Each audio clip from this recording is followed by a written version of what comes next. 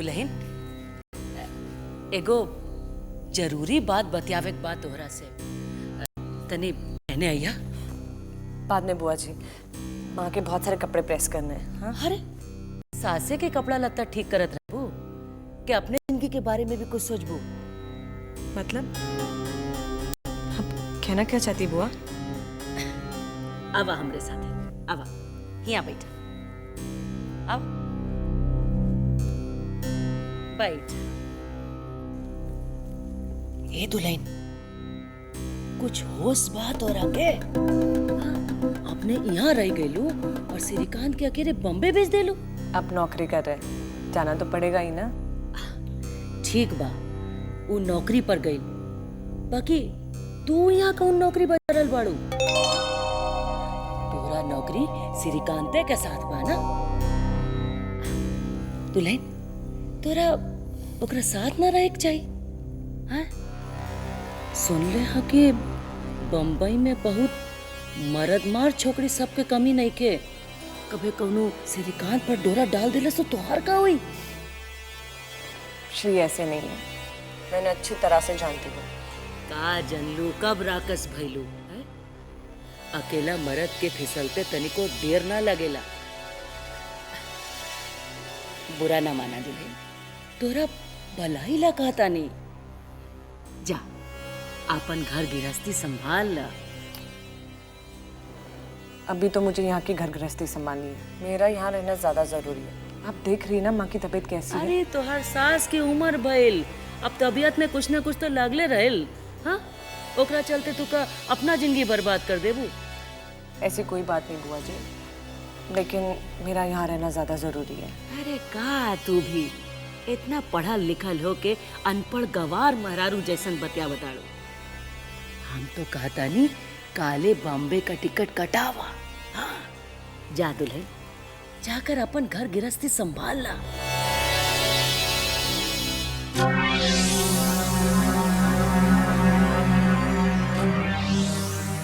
कह दिया जो कहना था। कब क्या करना है इतनी समझ है मुझे। देखब कि कितना बड़का समझदारी बा तोहार। जब दूल्हा दूसरा के आंचल में घुस जाई ना, तब जइहा सास के पास हाथ धर के रोएगा एक खाती।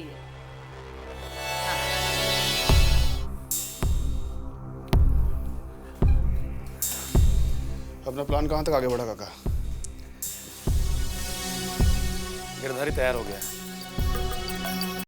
पहले तो बहुत नानुकुर कर रहा था, बाकी जब थोड़ा उंगली टेढ़ा की है तो आ गया रास्ता पर। वैसे उसका डरना भी अपनी जगह ठीक है।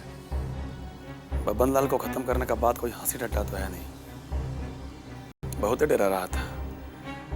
बाकी थोड़ा समझाया बुझाया तो आ गया रास्ता पर। प्रोग्रेस कहाँ है सो बताइए। कुश्ती कंपटीशन में आ रहा है बबन, मुखतिथि बनकर। ये तो बढ़िया खबर सुना है काका। आगे का इंतजाम? नहीं, अपना तैयारी चारों तरफ से बैठे। इत्मीनान रखो, कहीं से भी कोई कोर कसर नहीं छोड़े।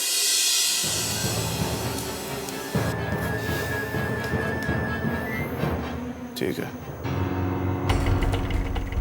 आप लोहा गर्म कर दिए हैं, अब हथौड़ा हम मारेंगे।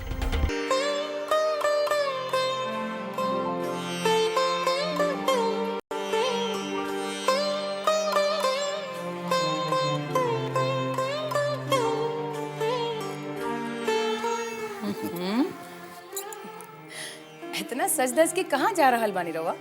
गिरधारी कुश्ती प्रतियोगिता आयोजित कैले बा, वही में चीफ गेस्ट बानी। अरे कुश्ती उस्ती में जाए के का जरूरत बा? वहाँ जाए के कोनो फायदा बा का? हर जगह फायदा ना दिखल जाला। हद कर दिलू का लेक्चर देत रहलू कि घर में काहे बैठल बानी, बाहर कहानी निकलत, इलेक्शन लड़ी, मिनिस्टर बनी, चीफ मिनिस्टर बनी, कुश्ती में जा रहल बानी तो मना कर रहल बानी। अरे पब्लिक फंक्शन बा, पब्लिक से मिले, हाथ जोड़े, लोग के पीठ थपथपाए, आशीर्वाद दे, कुछ बुझाता? जाई नू? हाँ जाए। जाए। हाँ चलिए जी, रेडी। कहाँ रेडी? हम चलम कुश्ती प्रतियोगिता में। कुश्ती में जइला के कोनो जरूरत नहीं है। मिथवा भलवा जाता रहन हमरा संगे। नेपाल से माल आइल बा, जाके रिसीव कर ओकनी के। अच्छा पर जिया जी एक बार ले चल ना आज। दिन भर तू बिंदा महाभारत में चले बार घर में, कुश्ती का बा ओकनी के सामने? कुश्ती देखिए, जाके काम करो। दलिन दीदी एक बार मौका मिल जिया जी हमें काम करा। अरे तो कोनो बात नहीं, दूसरा टाइम। आज हम घर में कर लेंगे कुश्ती, कोई बात नहीं है। हम आप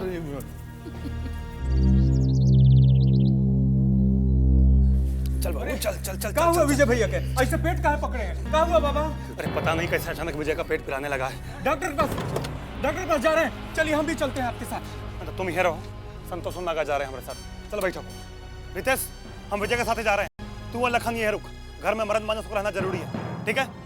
अरे का हो गइल बउआ के? हाय अचानक दर्द कैसे उठ गइल? कुछ अनसन खा ले लहा का? उहे दिखावे तो ले जा रहल बानी दीदी। बढ़िया डॉक्टर से दिखाइया, इलाज में कोनो कमी नहीं होके के चाहिए। हाँ काका भला बतावा था, घर के माथ मालिक के खाई पिए के कोनो ठीक इंजाम नहीं के, ये कोनो बात भइल? चल सने हटी। हाँ अरे जा, हमार तो करेजा फाड़ता। ध्यान रखना।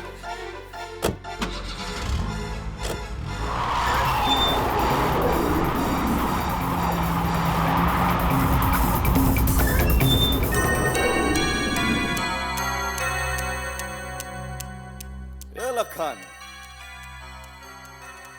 ये विजय कंतवा के पेट में दर्द कैसे हो गया रे? इहो कोनो पूछे वाली बात है भैया जी।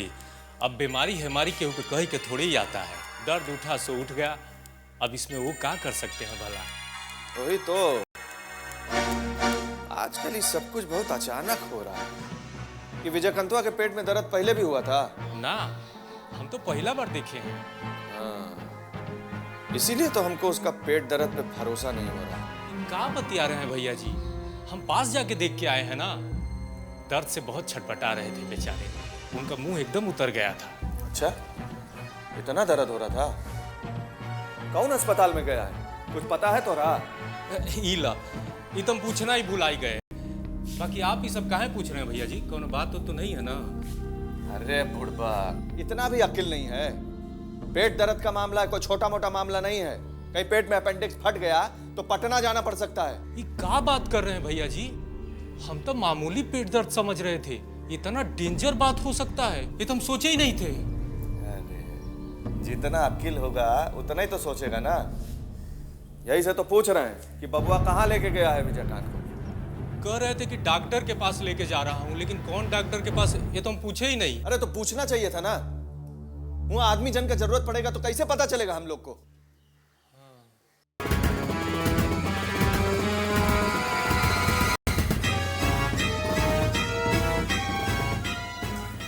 बबुआ भी हद करने लगा है, सब कुछ छुपा के करता है।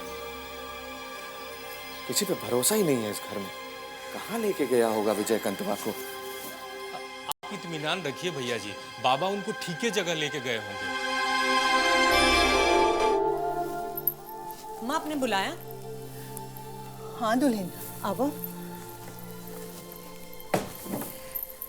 ए दुल्हन, ये हम का सुनतानी? ममतवा कहत रहे कि विजयकांत के पेट में एक बारगी बहुत तेज दर्द उठ गल बा। वो बाबा उन्हें लेकर अस्पताल गए हैं। बाहर की चीज तो ओकरा खाए पिए की आदतें नहीं गई, फिर ये अचानक पेट में दर्द कैसे उठ गई? ये बात तो मेरे भी समझ में नहीं आ रही है माँ।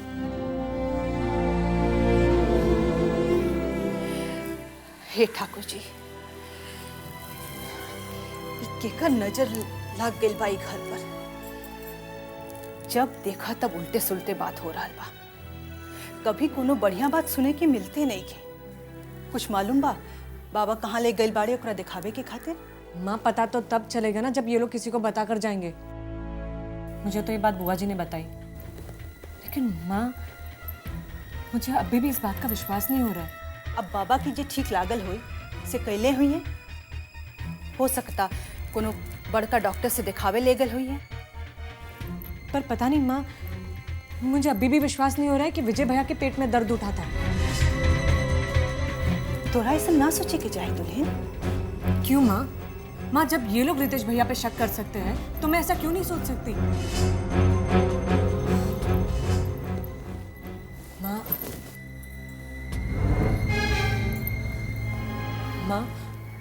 आप बहुत भोली है।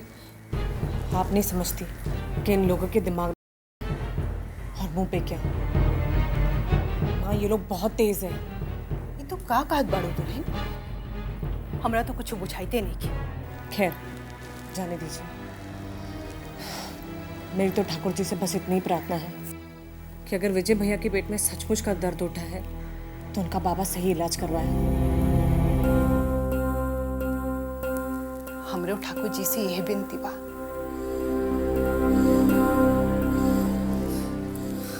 ठीक है माँ, मैं चलती हूँ, देखती ममता क्या कर रही है।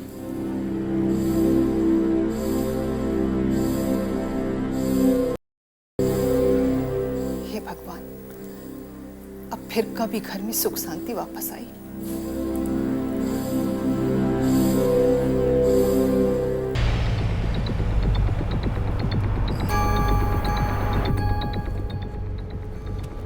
रितेशवा हमारी आंख में खटक गया है। अब भरोसा के लायक रह नहीं गया।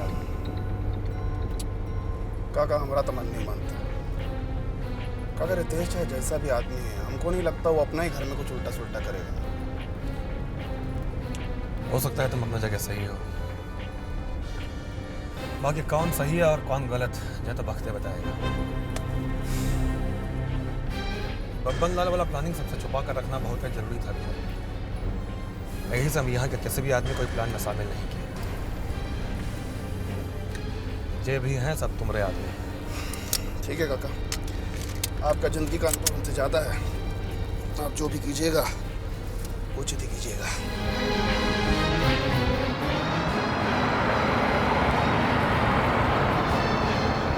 क्या नरेश भाई, छोटकी सारी का गमना हो गया क्या? अरे इधर इनका साली का गौना हुआ, उधर मोती भाई के सरज का। अब खाली बजुए का गौना होना बाकी है। अरे पहले अपना बेटा का ब्याह कर लो, फिर तुम्हारी समधिन को गौना करवा के लाएंगे। नरेश बाबू सुन रहे हैं ना? इस उम्र में पंकज लाल हमारा गौना करवाना चाहता है। अरे तो तू हो तो सॉलिड जवाब दिए हो, है कि नहीं भाई? अरे ज्यादा खीकी मत करो, हमरा समझिन से तो बाद में गौना कर लियो, पहले पान लगाओ। हाँ हाँ, 300 पत्ती डबल डाल के 600 बनाओ बैजू, तो नहीं बदन में गर्मी आए ना। हाँ भाई, गर्मी चाहिए। वैसे भी महाराजगंज का हवा पानी बड़ा ठंडाया हुआ है, लगाइए थोड़ा मस्त। हाँ हो, समझ में नहीं आता है कि ऐसा उत्पाती जगह में आजकल इतना शांति का है। भाई ये तो संपादक जी बता सकते हैं। आओ देखो, दिनकर जी इधर आ रहे हैं। आइए आइए दिनकर बाबू। दिनकर जी, खाली गर्मा गर्म चाहिए पीजिएगा कि अपना अखबार में गर्मा गर्म खबरों छापिएगा? जब गर्मा गर्म खबर मिलेगा तो जरूर छापेंगे, लेकिन अभी तो यहाँ का माहौल बहुत ठंडा है। हम लोग भी तो वही कह रहे थे, जब इतना गर्म जगह में इतना ठंडा रहेगा तो आपका अखबार कैसे बिचेगा? है अखबार चलने के लिए तो कुछ न कुछ गर्मा गर्म खबर छपते रहना चाहिए ना। हमारा अखबार का एक मान प्रतिष्ठा है, हम जनता की मूल बातें और उसकी समस्याएं छापते हैं। केवल अखबार की बिक्री बढ़ाने के लिए बेसिर पैर की बातें और गर्मा गर्म मसालेदार खबरें नहीं छापते हैं। तब तक इंतजार कीजिए महाराजगंज में किसी बड़ी घटना के होने का। अच्छा दिनकर जी, एक बात बताइए, आप तो हवा पानी सबका रुख समय से पहले ही भांप लेते हैं। एक बात बताइए, आज महाराजगंज में इतना शांति क्यों है? ये तूफान आने से पहले की शांति है बैजू। देख लेना, एक बहुत बड़ी घटना यहाँ महाराजगंज में घटने वाली है। ये हमारा अनुभव बोल रहा है, लेकिन क्या ये हम अभी नहीं कह सकते।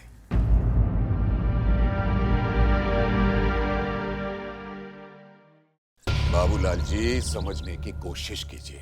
देखिए, ये मामला सिर्फ मेरे भतीजे के चुनाव लड़ने भर का नहीं है। उसे तो मैं किसी भी सीट से चुनाव लड़ाकर उसको विधायक बनवा सकता हूं। बैठ के बात करते हैं। हाँ आइए।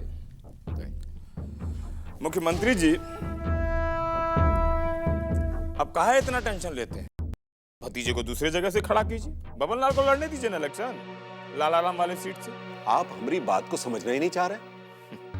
आप सही ढंग से समझाएंगे तो काहे नहीं समझेंगे। देखिए बाबूलाल जी, बब्बन एक अपराधी है, एक क्रिमिनल है, ये तो सब जानते हैं। और आज की राजनीति का अपराधीकरण हो गया है, इसलिए वो बदनाम है, ये भी आप जानते हैं। ऐसे में यदि बब्बन लाल जैसा बाहुबली राजनीति में आएगा तो ये तो आग में घी डालने जैसा काम हो गया ना। ये आपका अपना सोच हो सकता है, हम इससे इत्तेफाक नहीं रखते। क्या है?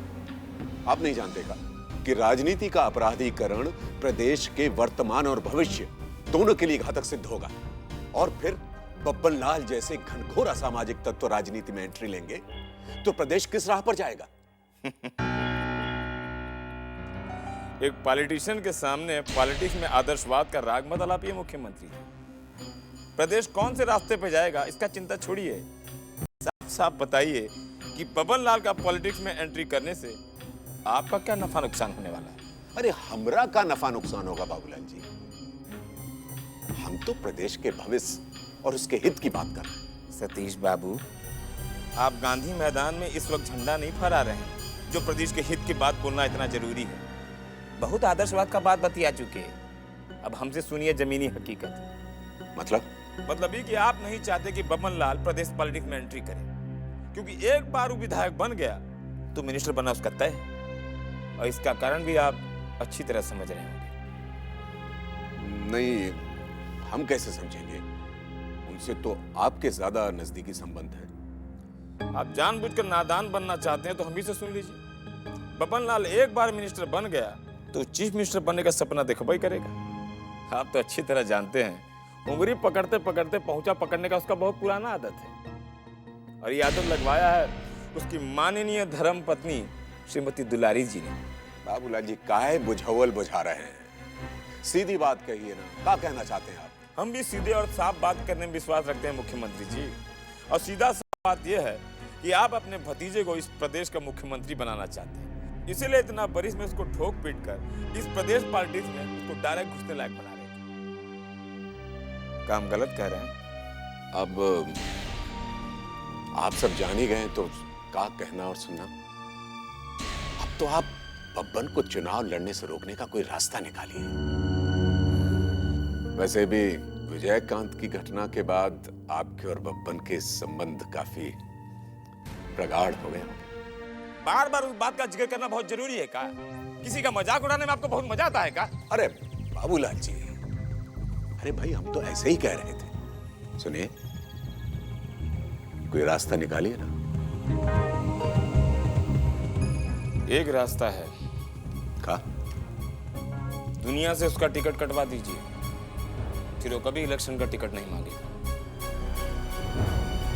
क्या बोलते हैं?